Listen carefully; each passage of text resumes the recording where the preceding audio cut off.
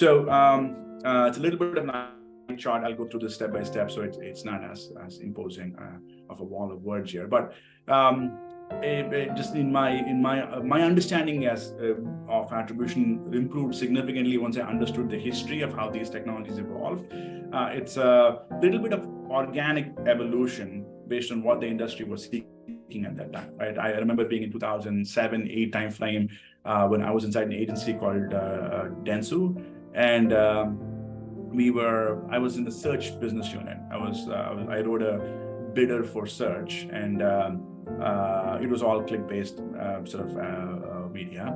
Then eventually they started doing more business in display, and display just could not get any credit in a last click framework, and therefore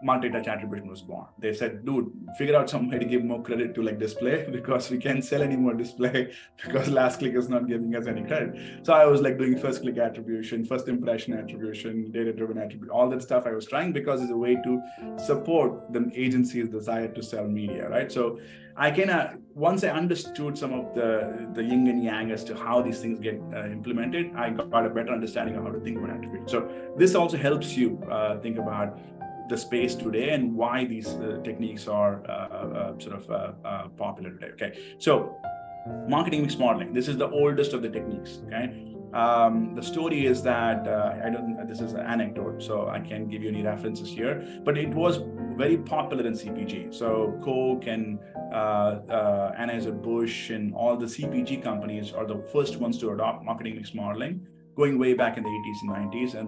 And the story is that the Coke CMO was the first one to try it. So he couldn't figure out, for all the spend he is putting in the market, how much Coke was moving off the shelves, and there was no other way to measure it. So he did a regression approach, which was advanced at the time. Talking about 80s and 90s, there was no computation mechanism for even doing regression models. So advanced mathematicians were brought in to like go build models and figure out how does TV spend correlate to Coke sales from the shelves, right? And that's when it was born. And apparently all the CPG companies adopted it en masse. And it's been one of the oldest techniques in the market, okay? Now in the 90s, late 90s, apparently, what happened is that e-commerce was websites were beginning to come on, and they needed some way to understand converting sessions, what was driving the transactions. There was no traffic really at that time. So you're talking about, e-commerce websites back in the 90s, late 90s, early 2000s, barely any traffic back then. It's very, very early times of the internet. So they apparently would look at the referring URL of a session and assign the referring URL as the last click, which was completely fine back in 98, right? Because it was the last click and there was not a lot of traffic. And if some source of traffic referred to you, eventually converted, that was as much of a causal signal you needed to make decisions about where to invest your dollars. So it made perfect sense back in those days. Obviously now, when people are online all the time, you are not going to go click on a Facebook ad and buy if you're in the middle of a workday. You're probably going to see it, get influenced by it, and go back and search for the product much later, as opposed to interrupting whatever you're doing right now to go and interact with the ad, so to speak. So it's kind of become less and less of a causal signal today. But back in those days, it was very much of a causal signal, hand raiser event, as it was, as we could find in the ecosystem at that time. Okay, so around 2005, 6, 7, 8 timeframe, we started saying, okay, last touch is not enough. We need to have better models to help understand the efficacy of upper funnel media like display. So multi-touch attribution was really born to do, let's do first click attribution, let's do first impression attribution, let's do even attribution, let's do U-shaped attribution, all that stuff. And a lot of us went through all the ups and downs in the space. A lot of you are multi-touch attribution category professionals today. I'm sure Karl went through many of this in his agency days, where he tried to support a variety of investment theses with different attribution models. So I was born in that time, and I remember I got into the space at that time, and then around when I got out of Visual IQ and I started doing some consulting, it became obvious that it does not work for many, many clients. By 2015, it was very clear that you couldn't put pixels on Facebook, you couldn't put pixels on Twitter or Snap or any of the new platforms that came up. They were all in-map mobile impressions, so you couldn't pixels didn't work just to begin with.